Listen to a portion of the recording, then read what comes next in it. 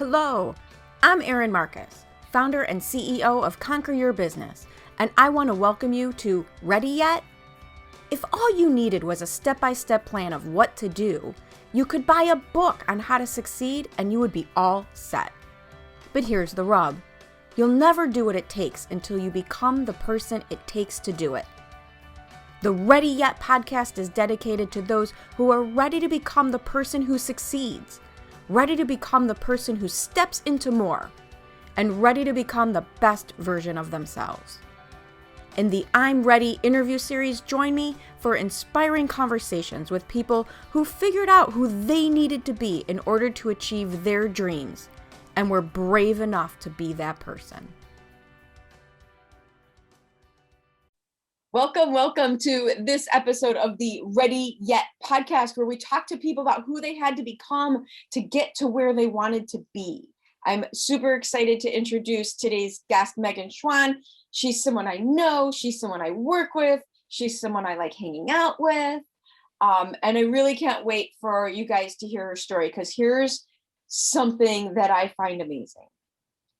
Megan is a multiple six-figure business owner and the mother of 4 small children in a pandemic, with a variety of homeschooling and daycare and non-daycare and all of those different things. And she's somebody who comes to my mind when I start hearing people tell me all sorts of reasons. And I get it, it's hard. I'm not saying Megan's life is easy, but when I start hearing people tell me all the reasons that they can't do something, I think of Megan and everything she has going on, and yet her business it's growing. So with that, Megan, why don't you give a little bit of more formal introduction, who you are, your business, and what it is that you do for people?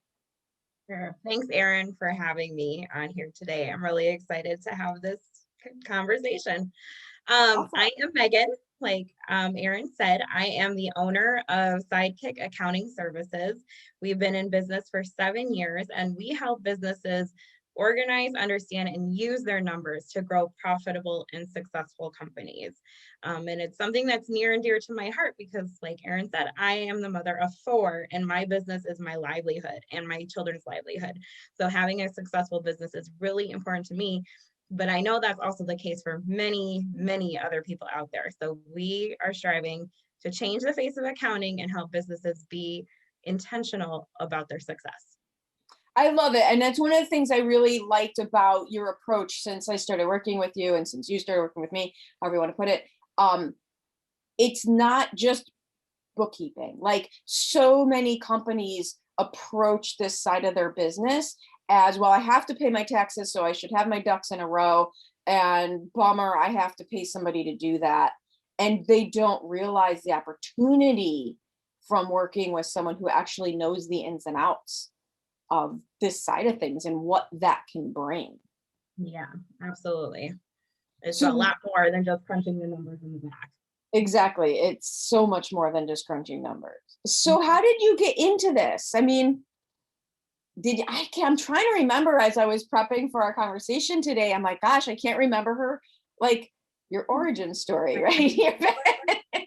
How did you even get into, right? What, as an entrepreneur, how did you get into this business? So I like to say that I kind of fell into it because I did not have any inclinations of becoming an entrepreneur or owning my own business. It was just kind of something that happened. I was newly married. Well, actually, let me back up a little bit more.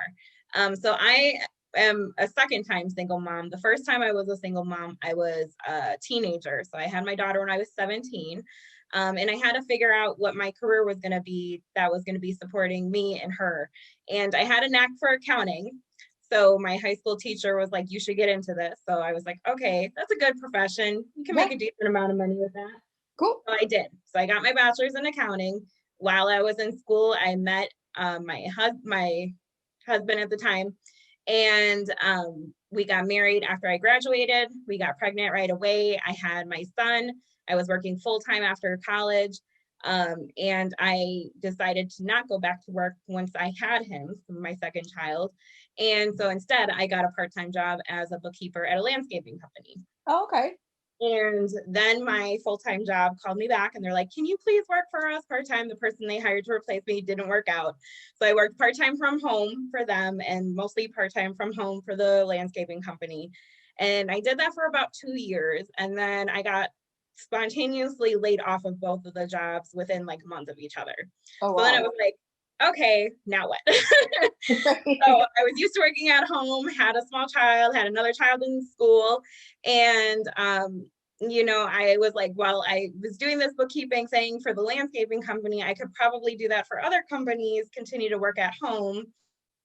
So I did I already doing taxes like here and there for family and friends. So I started reaching out to people on LinkedIn and I'm like, hey, I started this business. If you need any help, let me know. If you know somebody who needs help, let me know. And it really just kind of grew from there. Like I was really intentional about networking. I pounded the pavement and made connections and started getting referrals. And 7 years later, I've got a team of 5. We're getting ready to hire a bookkeeper because we are growing really crazy fast right now. And yeah, it's been a whirlwind. Well, and a couple things pop out for me where it's really true. And I work with a lot of people. I don't even know, I'm hesitating because I don't know what order. Like there's all this really good nuggets in there.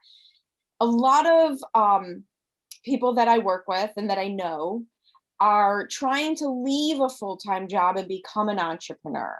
And I get it, especially when you have kids, taking that risk of what I call jumping off the cliff might sound crazy, but when you have that safety net, a lot of times it keeps you from doing the things you need to do to be successful as an entrepreneur. And the fact that you didn't have a safety net, you were out there, necessity is the mother of invention. You had to make it work. Yeah. And I did get a part-time job for about a year, like the first year after I started.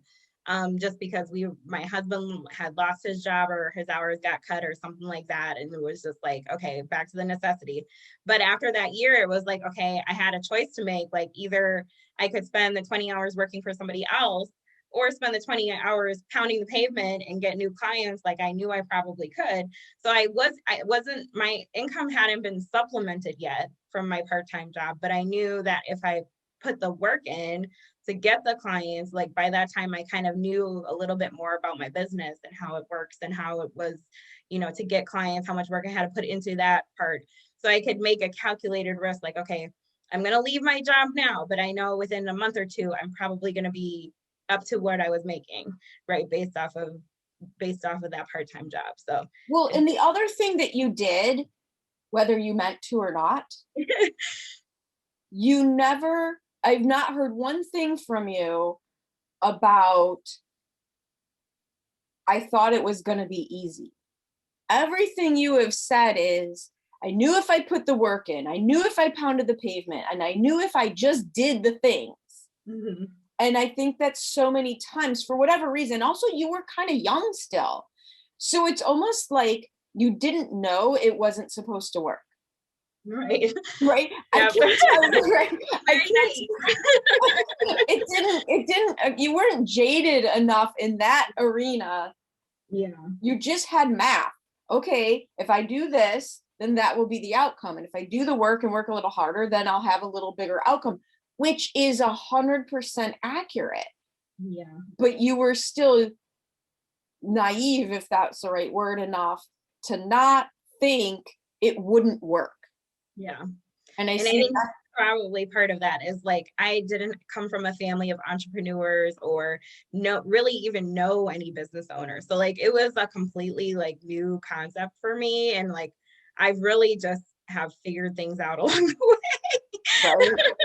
Right. You do. And here's the thing, even if you have all the coaches in the world, and even if you had entrepreneurial parents, and even if you had like the path laid out in front of you, the entrepreneurial journey is a whole lot of figuring it out as you go along. That is very true. Yeah. And I was really blessed because I was able to barter services with a business coach, like I think after my first or second year in business. And through that, like I learned a lot about sales. Like I had no idea about sales. Like I'm an accountant. It's not really like my my thing, but you have to sell yourself if you're going to own your business, like whether you want to or not, in some capacity, you have to. So, like that was really good learning for me. And then I'm a very avid learner, so like I even teach other people's accounting classes because I like to hear how people communicated, and I think that's been part of what makes me a really great educator, now. And I do a lot of educational classes and events and stuff like that. So like it's been like, it's funny to see how every part of life kind of leads you into like the next part of life, if that makes sense. Right, absolutely. And I'm listening to you talk, and as you're telling your story, the way you approach your business makes so much more sense to me now. Because one of the other things I've admired about, we work on your marketing plans, and your ideas are always, how can I provide information? How can I provide information? How can I provide information? And then when it's the right time, the people who are ready will become my clients, but how can I give them more information in the meantime? And, taking your own enjoyment of learning and turning it into your marketing. Number one, lesson learned, make your marketing authentic to who you are. Yeah. So great teaching point there, whether you meant to do it or not. Right. Right. And then the other thing is providing the value as its own way of service that then leads to the other things. And I think, again, just teaching points for entrepreneurs who are listening. If you try things that really don't line with you, they tend not to work. Yeah. They tend not to work. So, okay, I'm going to flip this on you because a lot of times I ask people, what are they most proud of? I'm just going to assign, holy crap, everything you're doing, you should be monumentally proud of, because like I said, to have to go from someone who didn't even know how they're going to support themselves and a baby at 17 to being a business owner with 5-6 team members and a hugely growing business during a pandemic, we're just going to assign that to you is what you should be unbelievably proud of. Thank you. But let's flip it, because I always like to share the stories with people so that they know the truth of it. What have you totally bombed? Like, I call 2018 Erin's year of failures. Like, I swear everything I tried that year did not work the way I wanted it to. So what has like totally sucked, in a word?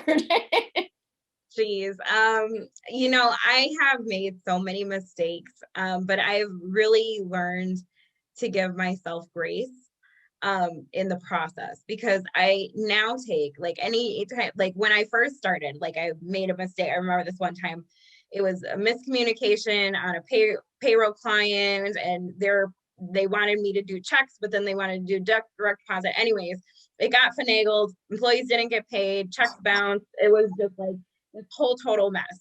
And I like remember like completely like feeling in a panic, like all night long, couldn't sleep. I'm like, how am I going to make this up? They're going to fire me, all these things. And at that time, like I needed that income. So like, right. It's a big deal.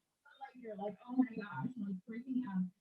And so what I ended up doing was, apologizing, refunding, the bounced fees or whatever, and bringing them donuts. And I just remember, like going into the office, and I'm like, I'm just profusely, apologizing. And they're like, Megan, it's fine. Like everybody, it worked out. Like nobody like, died, right? Nobody died. Right, exactly. And I just remember like that time as being like, kind of like a light bulb movement for me, I would have to say, because at that moment I realized, one, there's no such thing as an accounting emergency. Everything is going to be okay. Nobody dies. If I don't respond, nobody dies. Like I'm not a doctor. Like, so one day it's okay. But the other thing I realized was like, I'm way harder on myself than other people are going to be. Like if I'm genuinely apologetic and I make it right, like I don't have to beat myself up about it. I don't have to feel bad about it. Like I can use it as an opportunity to learn and grow. So, over the years, I've made other mistakes. We've in accounting, and I'm sure some other people are, have had this experience where their accountant isn't as communicative with them as they should be, because I think it's outside of our nature for one, but then we also kind of get busy on other things, not to make excuses. And we've really greatly improved our systems, because that was some of the feedback we were getting from our clients, is like, we don't hear from you, we're not getting reports and all this kind of thing, over the years, where we have a system in place now where those things don't happen. And so like, that's what's really setting us apart from other accounting firms, because people get their reports and people get their check-in calls, and we're the ones that are doing that follow-up because people are busy. I hope you're enjoying this conversation about what can happen when you are ready to step into being the person you need to be for success. If you're looking for some inspiration, motivation, and some actual things you can do to help you become the person it takes, you are going to want to join an amazing group of entrepreneurs at the Ready to Conquer virtual event on May 6th through 8th.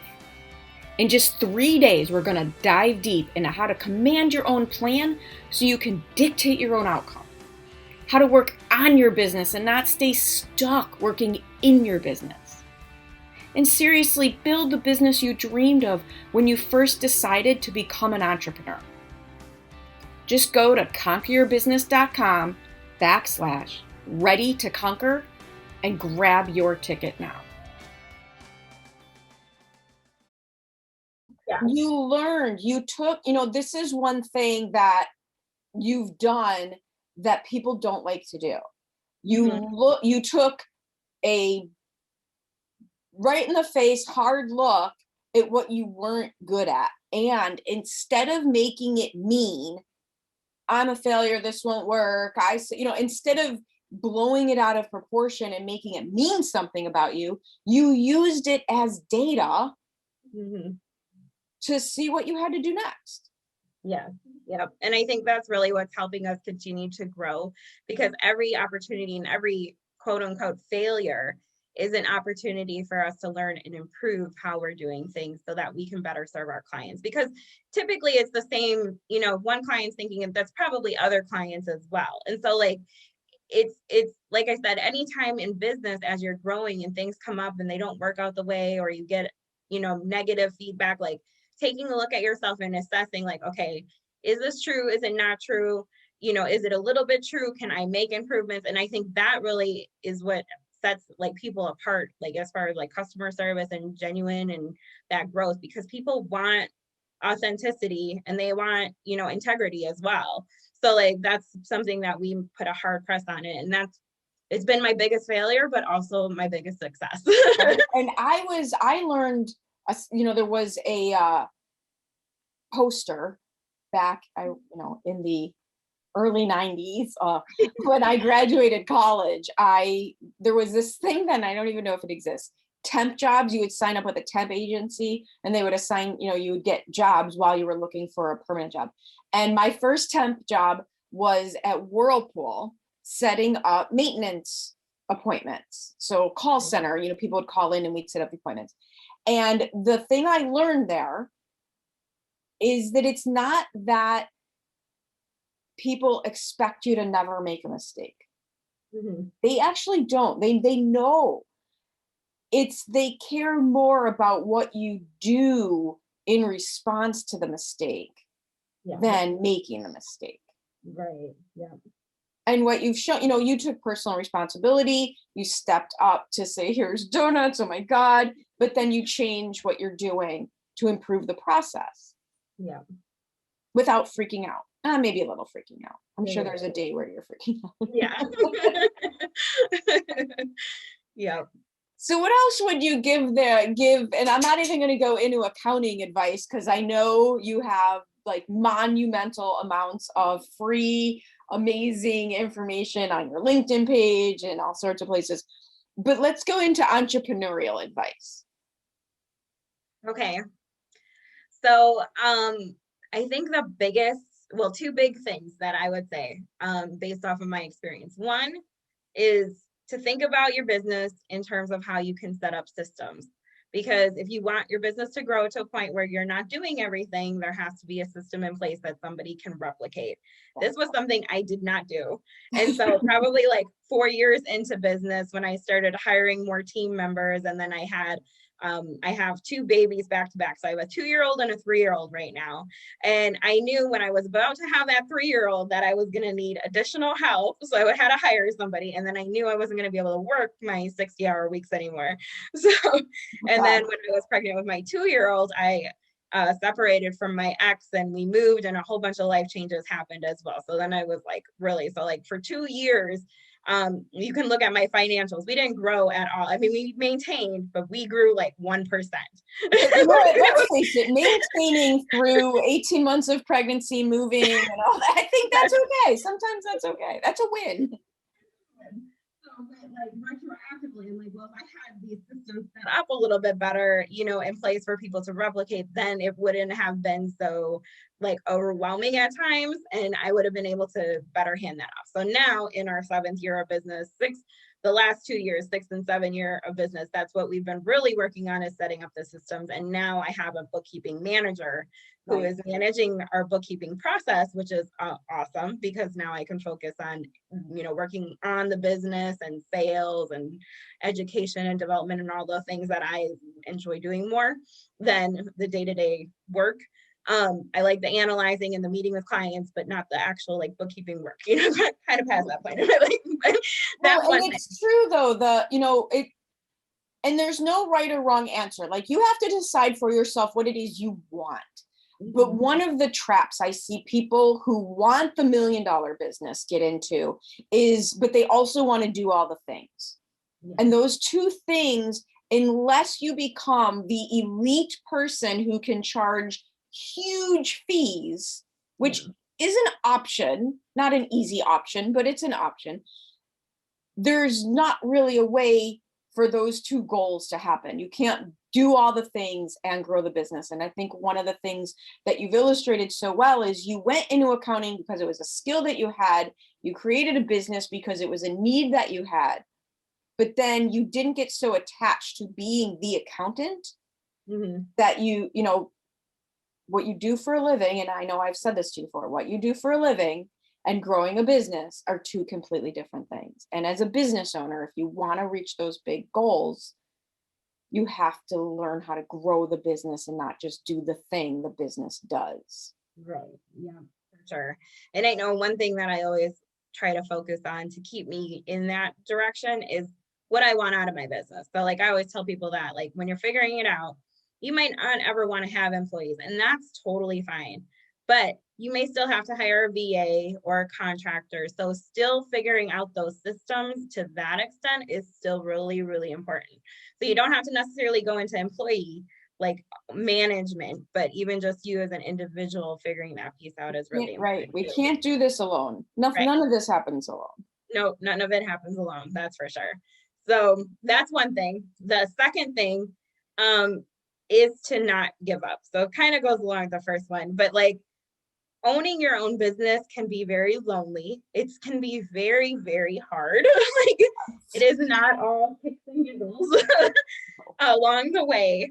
But like, if you have a determination and grit to keep going forward and to keep pushing past like those dark, lower times, that can be really helpful. And so like things that have helped me, networking, because I love people, I love talking to people, is really like great.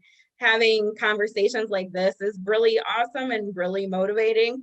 And then two, listening to books. I listen to a lot of books because I don't have time to read, but like motivational videos, things on YouTube, you got to kind of figure out what helps motivate you, but then have that to refer back to when you kind of feel yourself sitting in a rut, because it's not always the way you think it is. And in business, at least in my experience, anything you think might happen in a month is probably going to take 3. I hear you. I'm horrible. I just want it all to just happen. Right. We all just want like all of the results, and we have this really great plan, and in a whole year we're going to be 6 figures. And, usually it takes a little bit longer than that to get to where you want to, or that contract you thought was going to go through actually takes a little bit longer time for it to go through.